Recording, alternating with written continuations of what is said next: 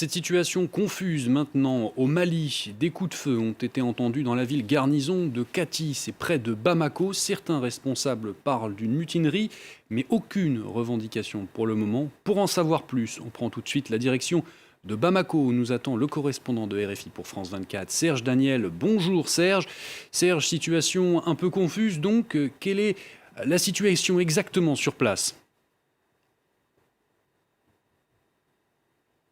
Alors actuellement, il faut savoir que dans le camp garnison de Kati, à 15 km de Bamako, la situation est plutôt calme, mais le camp est contrôlé par les frondeurs, je dirais. Le camp est contrôlé par les frondeurs. Les accès du camp sont contrôlés. Les routes également, les routes qui mènent vers la capitale malienne sont également contrôlées par les frondeurs. Alors, qui sont ces frondeurs? Ils n'ont pas encore fait de déclaration pour le moment. Il n'y a pas de revendication. C'est pour ça qu'il faut être extrêmement prudent.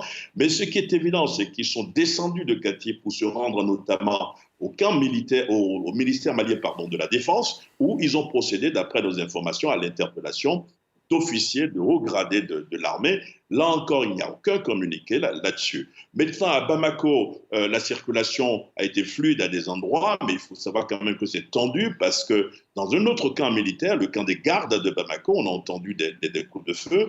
À l'office de radio-télévision du Mali, une partie du personnel est rentrée à la maison. Dans les bâtiments officiels, le service a tourné plutôt au ralenti. Par exemple, il y a une cité administrative ici où sont rassemblés les principaux ministères, la quasi-totalité des ministères. Il a été demandé aux travailleurs de rentrer chez eux. Il n'y a pas de communiqué de ceux qu'on appelle les frondeurs au sein de l'armée, pas de communiqué également du côté du gouvernement malien, mais une source officielle nous dit que tout à l'heure, dans quelques instants ou dans quelques heures, le gouvernement devrait s'exprimer sur la situation.